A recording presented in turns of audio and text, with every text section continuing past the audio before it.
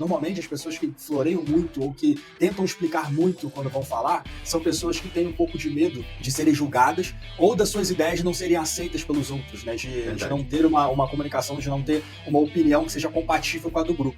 Eu quero ver alguém dizer que o MIT agora tá fazendo que a gente se humilhe. Porque quando dois tontos, o Gustavo e o Felipe, né? Esses caras não sabem o que estão falando, não sei o quê. Mas agora o MIT falou e tá falado. Então, assim. Então, agora, pra você ver aí que a Siga o nossa método técnica tá Gustavo. endossada. Nossa Exato. técnica endossada. Fala, galera, sejam muito bem-vindos a mais um episódio do nosso quadro Descompressão. Esse daqui é um quadro do canal do Carreira Sem Frescuras, onde nós, eu e o Gustavo, compartilhamos um pouco da nossa experiência profissional, principalmente da nossa vivência internacional. Para você que caiu de paraquedas nesse canal, eu sou o Felipe Lisboa, um dos fundadores do Carreira Sem Frescuras, e atualmente eu moro e trabalho aqui na Alemanha. E eu tô junto comigo aqui, olha, o Gustavo Arocha, aparece na tela aí pro pessoal, Gustavo. E aí, pessoal, bom dia, boa tarde, boa noite. Gustavo, que também é um dos fundadores do Carreira Sem Frescuras e atualmente mora, estuda, trabalha nos Estados Unidos, né? Mais precisamente em Boston, no MIT. É isso aí. Por razões de visto, tá, pessoal? Não trabalho não, tá? Isso é fake news aí do Felipe. Se alguém do processo migratório americano estiver assistindo, não trabalho, só estudo, respeito o visto e afins.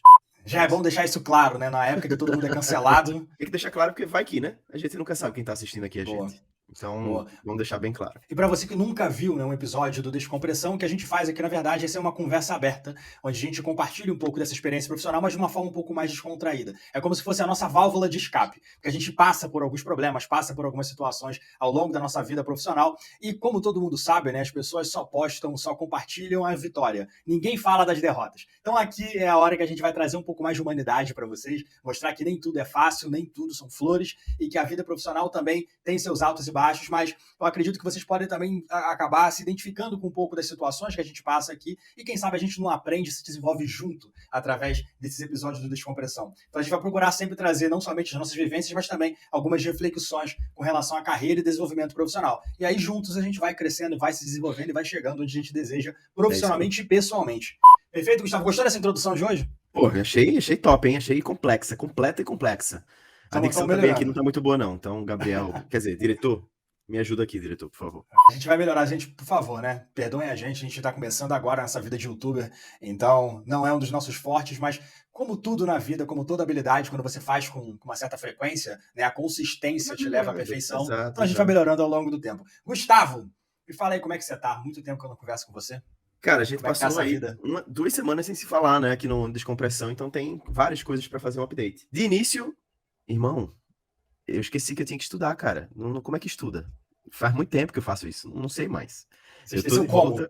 Eu tô de volta no ensino médio, bicho. Nem na faculdade, que na faculdade eu não estudava tanto. Tô de volta no ensino médio. Tava fazendo aqui, eu vou mostrar aqui pra galera depois, eu tô fazendo um Trello. A gente vai entrar também aqui, pessoal, um spoiler no tópico de time management, né, gestão de tempo aqui. Tô fazendo um Trello para me organizar, porque é muita leitura, muita tarefa de casa. A gente tá de volta na escola, bicho. A gente esquece, né, que acha que MBA é só viajar, MBA é só ir no happy hours com a galera, conhecer o pessoal. Não é, não. Quem falou isso? Essa é a imagem que a gente que tá de fora acaba enxergando. Legal pra mim, cara. Só vê o glamour, na verdade, né, do MBA. Mas eu imagino, cara, ainda mais no início, você tá conhecendo aí a turma, eles estão ainda mostrando o que vocês vão estudar ao longo do tempo. Acho que essa é uma parte que eles vão acabar passando bastante conteúdo para vocês se situarem, né? Com certeza, com certeza. A gente tá fazendo... famosamente, o primeiro semestre aqui do MIT é o mais difícil que tem, porque a gente tem muitas aulas obrigatórias, que todos os alunos têm que fazer, e a gente pode ainda escolher eletivas, né? Uma das eletivas são certificados, que isso sempre me perguntam, né? Quando eu digo que eu tô fazendo MBA, a galera tá, mas MBA em quê? Né? Porque no Brasil, os MBAs são sempre específicos, tem uma pegada mais de pós-graduação. Aqui nos Estados Unidos e na Europa, na sua maioria, os MBAs são generalistas. E dentro do MBA, você consegue se especificar em áreas A, B ou C, né?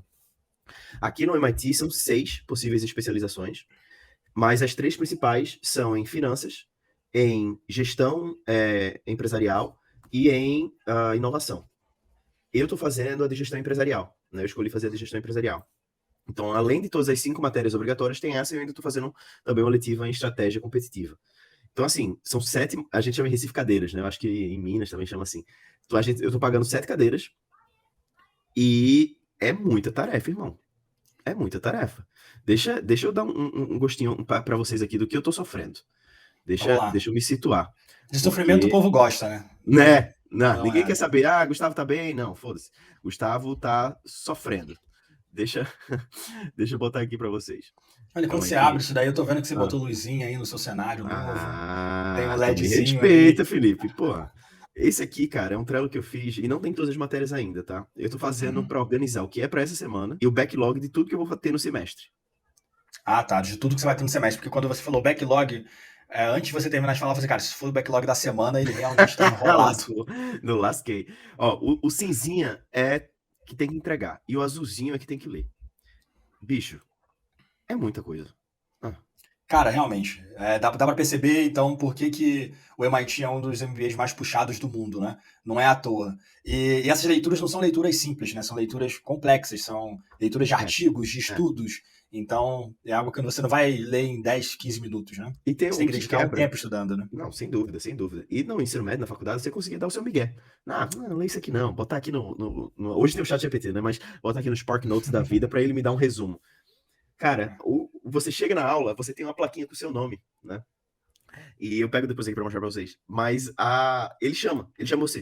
Se você tá de boa, você não faz contato visual com o professor, né? Que é pra ele não me chamar, ele diz, Gustavo, faz um resumo aí do que a gente tinha pra ler pra hoje. Pra gente começar a discussão. Se você não souber, você tá lascado. Não só Olha da só. vergonha que você vai passar na frente de todo mundo, como sua nota também vai ser afetada. Então você tem que ler. Não tem desculpa. Cara, não tem desculpa, né? Principalmente porque você não quer passar vergonha na frente dos outros. Isso aí era um problema que eu tinha durante a faculdade e durante o ensino médio também. Eu nunca quis passar vergonha na frente dos outros ou deixar alguém pensando que eu era idiota. Né, mais do que a gente já acha que é. Né? Então, a questão de não querer passar vergonha na frente dos coleguinhas, ela acaba te impulsionando, te dá um pouco de motivação também para você fazer a Ajuda. coisa bem feita, né? Pois é, sem dúvida. Isso é o gásinho que a gente precisa, né? É. E uma coisa que é realmente legal, isso aqui eu tenho que dar o braço a torcer, é que tem muito trabalho, mas trabalho sempre envolvendo empresas. Por exemplo, Uhum. nessa meu de gestão empresarial, um trabalho que a gente vai fazer ao longo do trimestre, até fevereiro, do semestre, na verdade, a gente vai, em grupo, fazer uma parceria com uma empresa, e essas empresas vêm ao MIT se oferecerem. Então, esse ano a gente tem Apple, Google, a GM, empresas enormes, e eles chamam a gente para fazer um projeto lá. Então, a gente vai fazer basicamente um projeto de consultoria de N especificidades, a gente escolhe ali na hora Uhum. qual o projeto que a gente vai desenvolver ao longo desse semestre. Tem um delivery para a empresa vem aqui conhecer a gente e tal. Isso é muito legal. Né? Você tem, obviamente, um aprendizado teórico, mas tudo aqui, né, a moto, né, como a gente diz aqui, the motto, a razão do MIT é ideas to matter. Então, as ideias não podem ficar apenas no campo das ideias. Elas têm que ser sedimentadas na realidade. Então, tudo é muito mão na massa.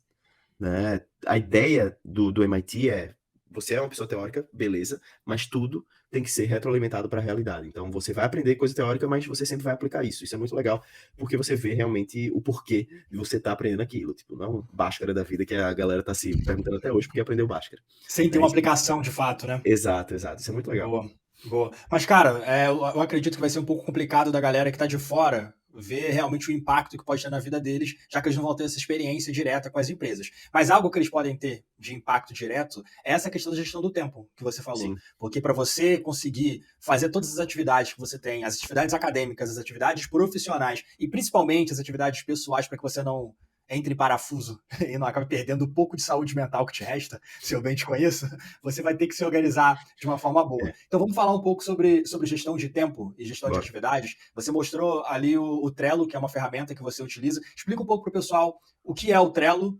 basicamente como ele funciona, e depois fala um pouco como que você faz para organizar as suas atividades aí. Eu posso falar depois um pouco como eu faço para organizar as minhas aqui na Alemanha, mas compartilhe um pouco isso com a galera, acho que isso pode ser interessante para a gente já dar algum conteúdo útil para que eles já possam aplicar logo depois desse episódio aqui do Descompressão. Boa. Calma aí que eu também sou diretor, pessoal. Deixa eu focar em mim aqui. Pô, agora sim. Então, né, o Trello, cara, nada mais é do que uma ferramenta de organização. Ele usa muito o método Kanban, embora você consiga adaptar para a sua necessidade específica. E a ideia do Kanban, e o Felipe, que é o gestor de projetos aqui do Carreira Sem Frescuras, ele pode explicar melhor o que é Kanban, mas é basicamente você dividir as atividades que você tem que fazer em colunas com uma ideia de progressão. Então, você vai ter o backlog, são as coisas que você tem que fazer, o doing, que você está fazendo naquele momento, e o done, né? Enquanto você vai fazendo as atividades, você vai mexendo de coluna para coluna, e a ideia é você ter uma representação visual da lista de atividades que você tem que fazer. Né? Porque quando está na sua cabeça, eu tenho que fazer isso, isso, isso, beleza, mas você não necessariamente tem a noção de quanto tempo vai levar isso, e muito menos você tem a noção de quanto impacto você vai precisar, né? Quanto trabalho você vai precisar para realizar isso, todas as atividades. Então, quando você bota de uma forma gráfica, ajuda pra caramba você ter essa visualização, né? E como tem aplicativo, tem na versão web e tudo, fica muito fácil de você fazer essa gestão. Como eu tenho muita coisa, acaba sendo um saco ali na hora de você organizar, mas é aquela história de você perder talvez 2 horas organizando para você ganhar muito mais ali na frente, que vai estar tudo bonitinho, organizadozinho, né? Perfeito. E desde da faculdade eu faço isso porque, como a gente tem uma vida muito corrida, né, tem o MIT, tem o Carreira Sem Frescuras, tem, como você disse, a questão social, você precisa se organizar. Aqui no MBA, todo santo dia vai ter alguma coisa social para você fazer. Tem evento, né, o tempo todo. Nossa, seja um almoço com uma empresa, seja um jantar com o seu grupo de trabalho, seja um happy hour do aniversário de alguém, vai ter coisa para fazer. E você fica com aquele FOMO, né, que a gente chama aqui, que é o Fear of Missing Out. O medo de ficar para trás nas situações, você quer participar de tudo, mas você vai ter que escolher, e para escolher você precisa se organizar, né? Porque, obviamente, você não pode deixar o acadêmico de lado, porque, no final das contas, não adianta nada você ter todo o lado profissional certinho se você não graduar por nota. Então, você tem que manter o lado, todas as bandejas ali na sua mão direitinho. Perfeito. Então, acho que dentro dessa estratégia que você está utilizando aí de gestão de atividades, tem algumas coisas que são essenciais, né? Sim. Primeiro, priorização. Você tem que fazer uma organização de todas as atividades que você vai fazer. Ou foi o que você falou, você gasta aquelas 2 horas ali organizando as atividades que você tem, mas você tem que fazer uma lista de prioridades, né? Você não vai fazer todas as atividades ao mesmo tempo. E também não adianta você começar a fazer por uma atividade que não tem um grande impacto e também não é muito importante, né? Porque você acaba perdendo tempo, um tempo que pode ser crucial para terminar uma atividade que tem um prazo muito mais curto do que ela. Então, além de você se organizar e listar tudo que você tem para fazer, é bom que você saiba priorizar. E dentro dessa priorização, você tem alguns aspectos, né, que você pode avaliar. Eu não sei quais são os aspectos que você usa para avaliar aí, Gustavo, mas eu gosto bastante de utilizar aquele método do Get the Things Done, né? Que você começa a avaliar todas as atividades que você tem no seu backlog, ou então as atividades que você tem para fazer ali, e você começa a classificar essas atividades em grau de importância, grau de urgência e grau de impacto. E aí você começa a ver, poxa, realmente, qual é a urgência dessa atividade? É uma atividade que é urgente para fazer? É uma atividade importante para fazer? É uma atividade que gera muito impacto no meu trabalho? É uma atividade que eu posso fazer ou eu posso pedir para outra pessoa fazer no meu lugar? Então, quando você tem mais clareza sobre isso, você consegue organizar melhor o seu tempo, as suas atividades e acaba dando tempo para fazer tudo. Então, ter essa facilidade de conseguir organizar suas atividades, gerenciando o seu tempo de uma forma eficaz para você, é muito importante. Porque sem isso, vira uma bagunça, sem isso, vira uma bola de neve e você vai estar sempre reclamando que não tem tempo, que não consegue, que não dá para fazer, que não dá conta, sendo que pessoas que talvez na mesma situação que você, com as mesmas coisas para fazer, elas conseguem dar conta. Então, a diferença disso é a sua capacidade de gerir bem o seu tempo e as suas atividades. Então, é um ponto, Gustavo. Achei muito legal quando você abriu o seu Trello, de você ter ali no seu backlog todas as atividades do semestre. Então, isso é um diferencial, né? Normalmente eu não trabalho com, pelo menos para as minhas atividades do trabalho, eu não trabalho com backlog tão grande assim.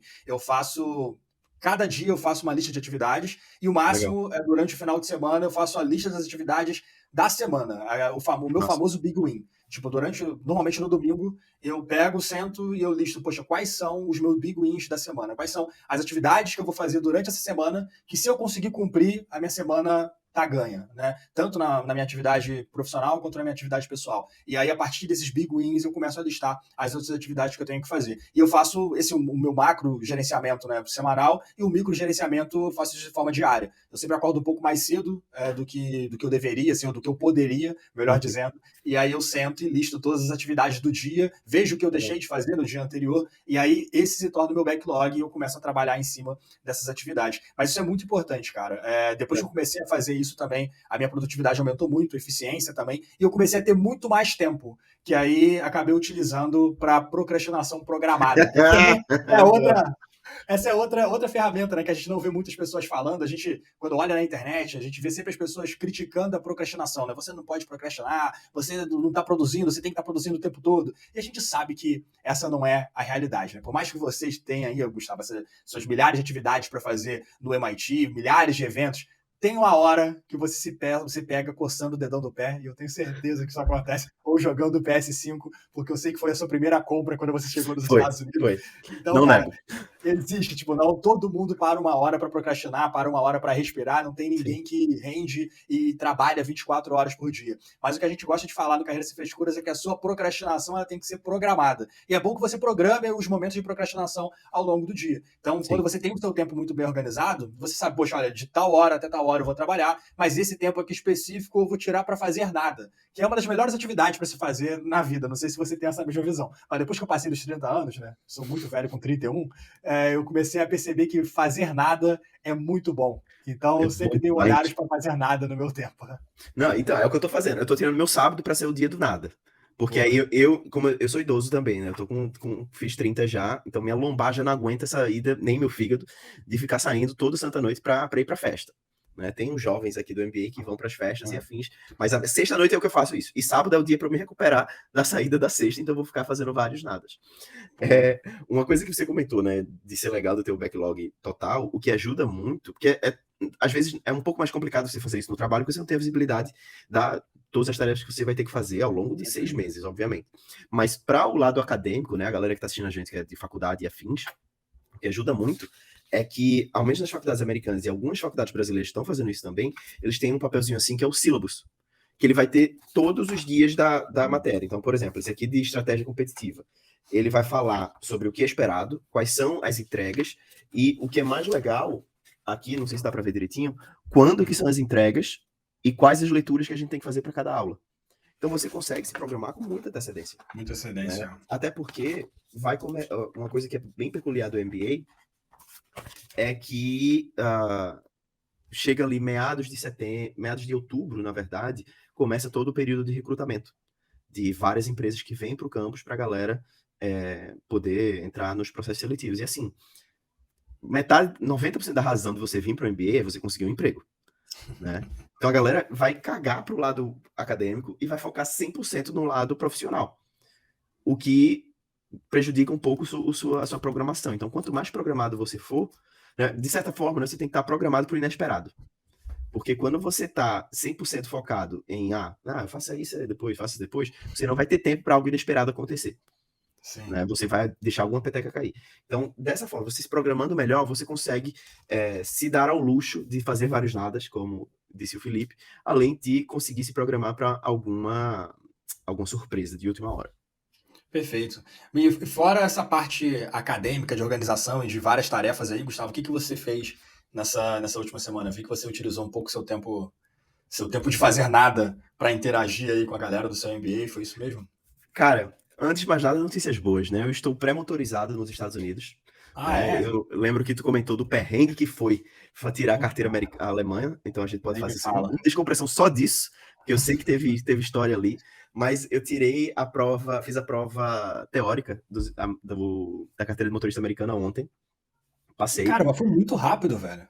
Não, então, os brasileiros aqui do grupo estão, não vou fazer, não, isso vai demorar muito, é difícil. Eu disse, gente, pelo amor de Deus, eu quero fazer logo isso. Porque, assim, a bronca de você ser gringo aqui nos Estados Unidos é que você precisa do seu passaporte para tudo. Para você entrar numa boate, entrar num bar, fazer qualquer coisa, você precisa do seu passaporte. Porque é a única identidade oficial para os Estados Unidos que tem a sua data de nascimento. Só que é uma merda, porque para você ir numa boate, para um bar e perder o seu passaporte, é um pulo. E para renovar o passaporte aqui nos Estados Unidos, amigo, é de $500 para cima. Como eu não tenho $500 para cima, então a gente tem que fazer outras medidas, né? Então, eu comecei o processo. Aqui em Massachusetts, o que é complicado aqui nos Estados Unidos é que, por serem 50 estados independentes, basicamente, um do outro, não existe um órgão federal que reja, professores de português me corrijam, por favor, que façam a gestão única disso. Então, cada estado vai ter o seu jeito de fazer a sua carteira de motorista, que é uma bosta. Então, por exemplo, quem tem um carro da Flórida, chega aqui e tem que registrar de novo esse carro. Tem que provavelmente mudar a placa, que não faz o menor sentido na minha cabeça, mas é a regra, né? Então, aqui em Boston, aqui em Massachusetts, né, que é o estado, fica até o desafio aqui para todo mundo falar a palavra Massachusetts sem rolar. Massachusetts. Para carioca é impossível. É um desafio herculeano, um negócio desse. Em Massachusetts, você consegue fazer em qualquer RMV, né, que é o departamento do Detran, basicamente, daqui. Só que quando você vai no site para se registrar, os únicos que têm disponibilidade são na PQP. Tipo, eu teria que viajar de ônibus 2 horas para fazer esse negócio. Eu disse, gente, pelo amor de Deus, eu não saí de Recife para viajar de ônibus 2 horas para ter uma carteira de motorista que eu posso reprovar. Aí tem essa chance. Então, tinha o mais perto, no centrão aqui, perto da prefeitura de Boston, não tinha disponibilidade. E quando você vai se registrar, você tem que escolher 3 prioridades. Eu botei as 3 esse departamento, que não tem disponibilidade.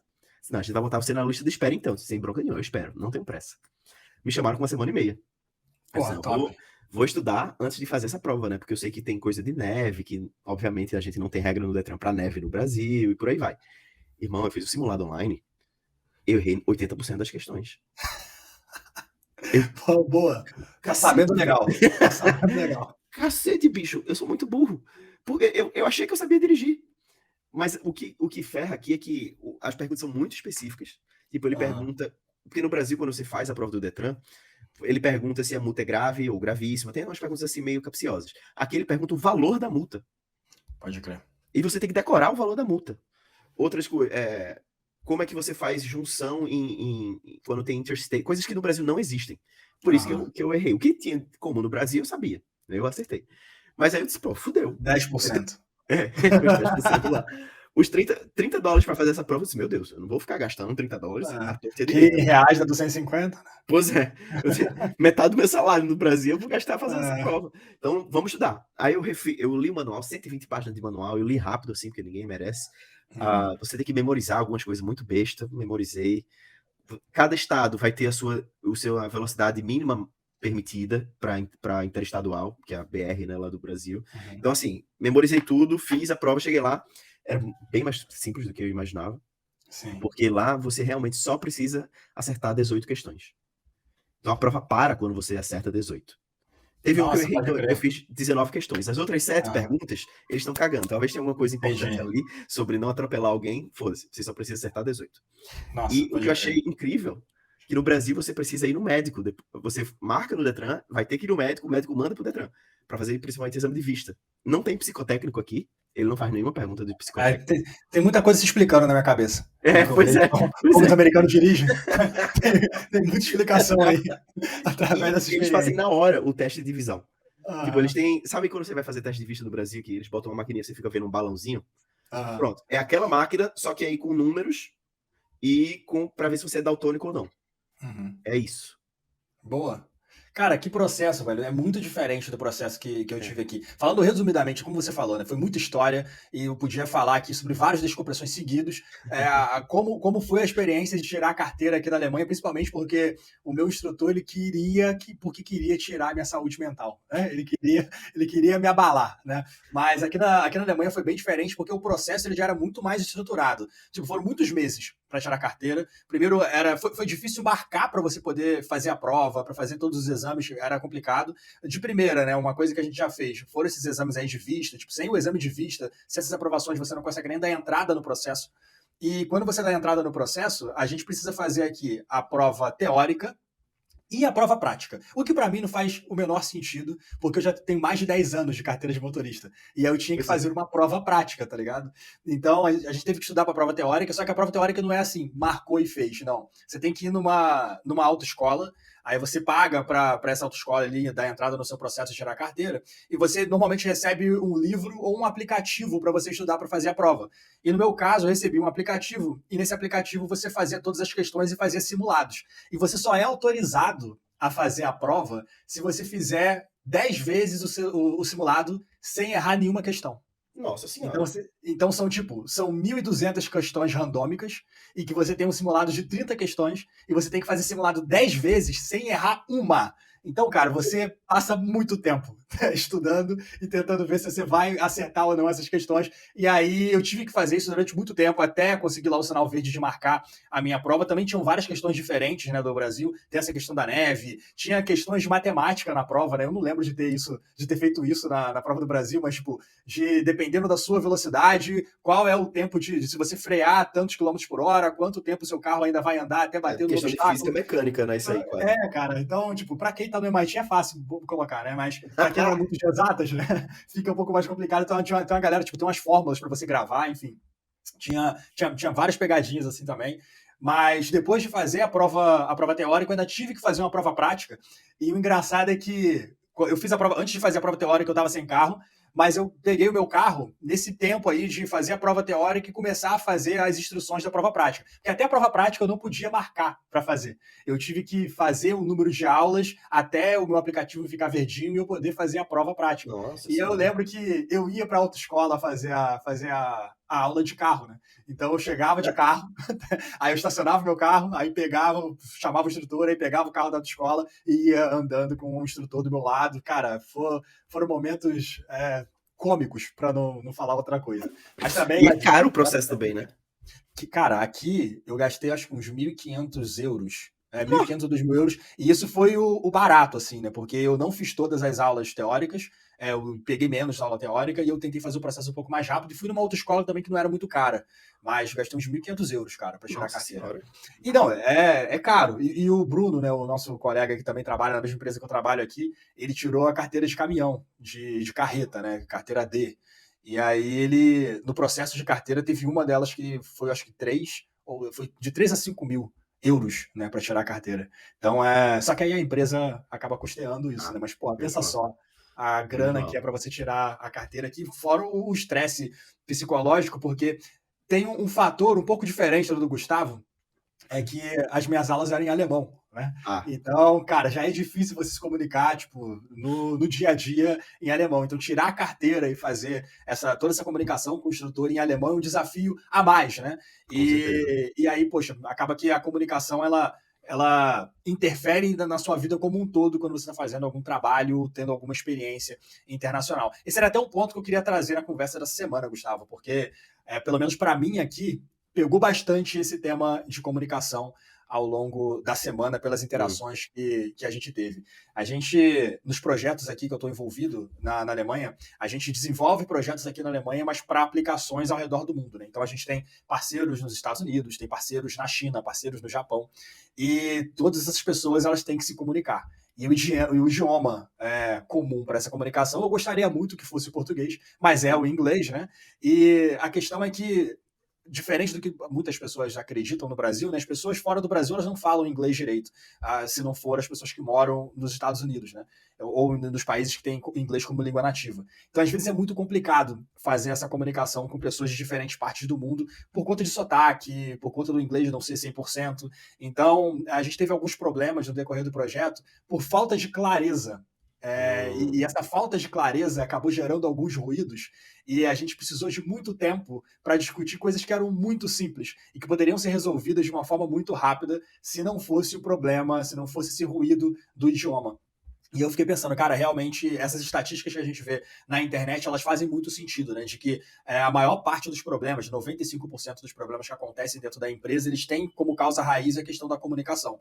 E é uma coisa que muitas pessoas, né, especialistas em comunicação dizem, que as pessoas, normalmente elas têm três principais erros em comunicação. Ou elas omitem alguma informação e isso prejudica a comunicação, ou elas resumem demais, né? Elas podem omitir, elas podem resumir aquilo que vai ser falado, elas podem acabar, de certa forma, né, mudando o sentido do que foi falado, e quando você acaba não prestando atenção nesses ruídos que acontecem na comunicação, você acaba prejudicando todo o seu processo de tomada de decisão, você acaba prejudicando toda a eficiência do seu time, e isso, querendo ou não, no final das contas, acaba impactando o custo. Né, o custo da empresa acaba impactando receita, lucratividade. Sem E, dúvida. poxa, vivemos no mundo capitalista, né, e quando esses problemas acontecem, às vezes as cabeças começam a rolar.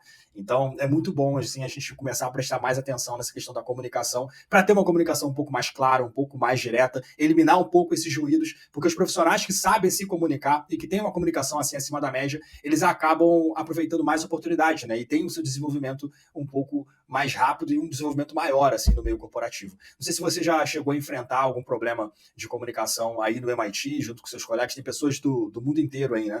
Mas por ser Sim. algo um pouco acadêmico, talvez seja mais difícil que esse problema aconteça.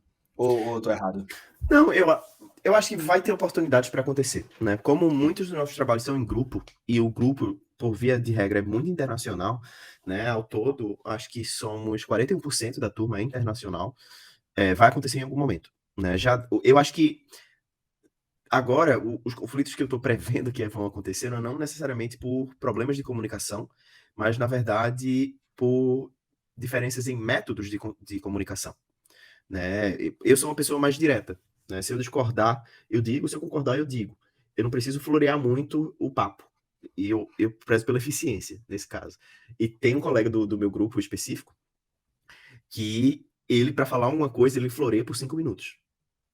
Né? Então, amigo, eu Bora. entendi. Bora, fala logo.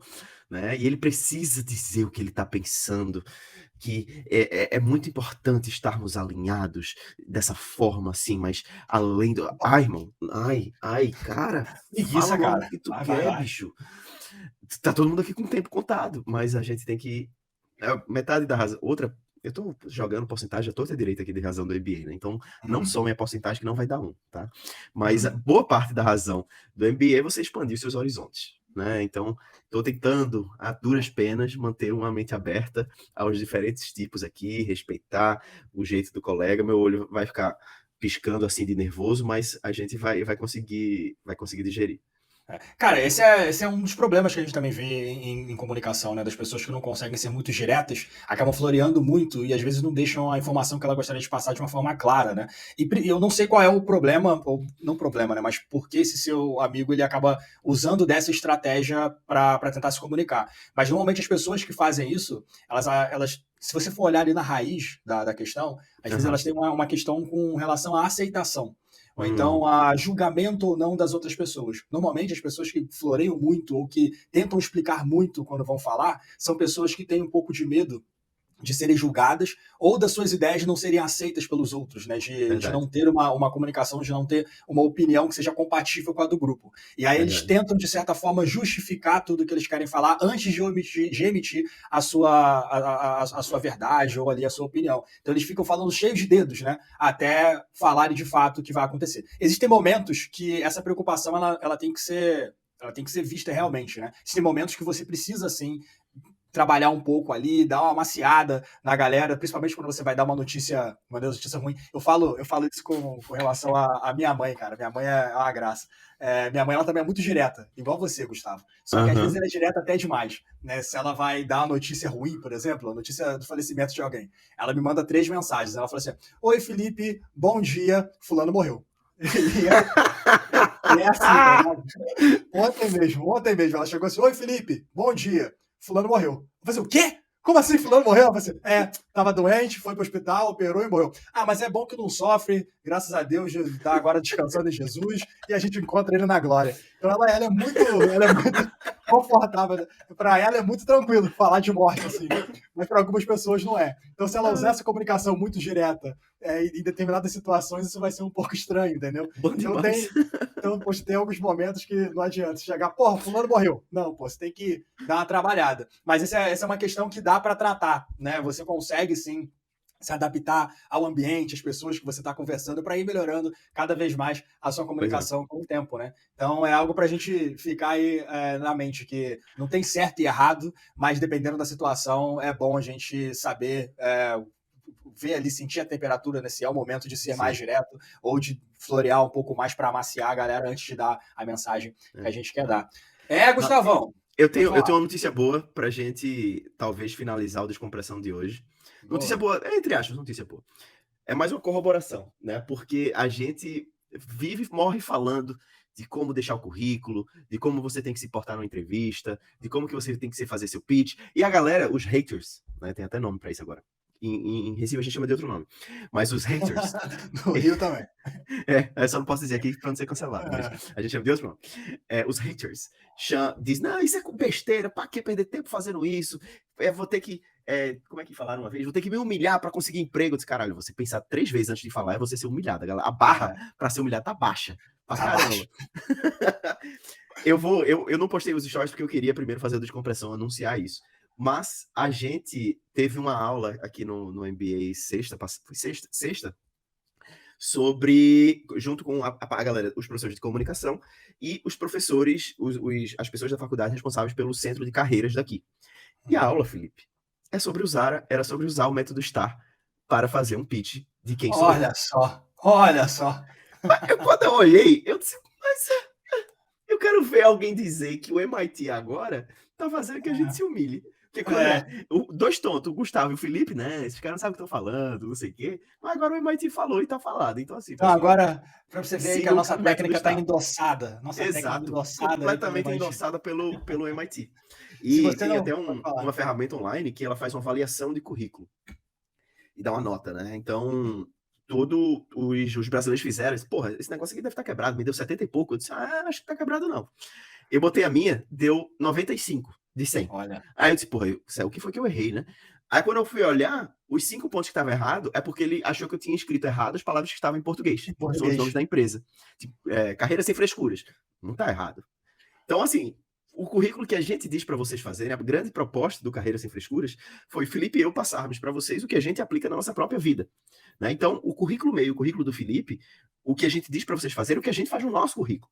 E essa nota, ela não está ali por substância, não é o que as experiências em si que eu tenho. Ela estava avaliando o formato e o delivery da A mensagem. escrita, né? O que qualquer pessoa pode fazer. Né? Independente de, o Gustavo trabalhou no Google, então por isso que ele teve 90. Não. Podia trabalhar na biboca do tio da esquina. Vocês já falam biboca no Rio? Eu não faço ideia do que essa palavra significa. Talvez na seja vendinha. talvez seja no Biboca é vocabulário muito de Recife. Massachusetts. Biboca é muito Recife. Na vendinha do tio da esquina, do podrão do tio da esquina, agora todo mundo se situou, e botar isso no currículo. É a forma, é o formato com que você escreve as suas experiências. E isso o MIT disse que o Carreira Sem Frescura está correto. Então, oficialmente, podem seguir agora com toda força, porque a gente tá certo. A única coisa que me deixa um pouco triste é que essa galera tá começando a copiar a gente aí, esse pessoal do MIT, e vai ficar por isso mesmo. Mas beleza. Eu não peguei copyright, eu não vou arrumar briga agora, tô bem cansado pra isso, pedalei muito esse final de semana, dei 2 horas e meia, Gustavo, aqui, pedalando, levei até o Bruno pra você ter noção, postei nos stories. Ele morreu, né? Tá vivo, Bruno? Acho que tá. Mas a gente pode deixar isso pra lá por enquanto. Futuramente a gente toma as nossas devidas providências legais pra esse pessoal parar de copiar a gente. Concordo. Beleza? Concordo. Mas olha aqui, gente, agora falando sério, vamos levar então esse assunto para um dos nossos vídeos de informação. Eu acho que seria legal a gente falar. A gente está postando aí, vocês estão vendo, né, semanalmente, vídeos também sobre informação, sobre conteúdo de fato no nosso YouTube. Então a gente vai começar a levar essas partes mais operacionais, né, de como montar um currículo. E essa ferramenta, principalmente, né, de avaliação de currículo, a gente pode também mostrar para vocês, porque pode ser legal, pode ser interessante para quem está procurando uma transição de carreira, um novo trabalho, está fazendo um processo seletivo. Acho que é uma informação útil e que a gente pode compartilhar também junto do nosso canal. Mas é isso, Gustavo. Acho que a Descompressão de hoje foi bem legal. Gostei, deu para rir, deu para ficar um pouco mais alegre, porque amanhã o bicho pega de novo. Exatamente. Já acordo cedinho, vou pro trabalho e começar a ouvir essa galera falando de alemão aqui. Vai ser ótimo. Tamo junto. É isso aí. Gustavo, muito obrigado. Valeu.